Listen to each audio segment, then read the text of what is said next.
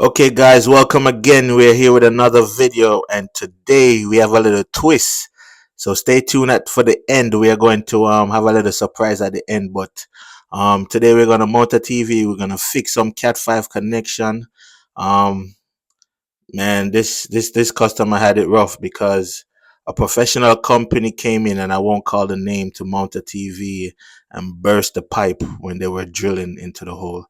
But here we are on site. Yeah, Hurricane Milton did this right here. But here we are messing with the Cat5 connection here.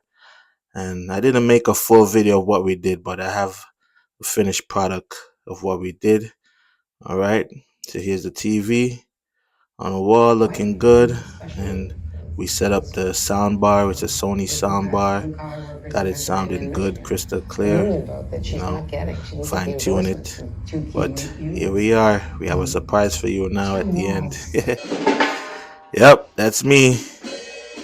I haven't played the piano in a long time, but we're gonna try something. So let me know what you guys think in the comments. So just leave a comment, like, share, subscribe. You know the deal.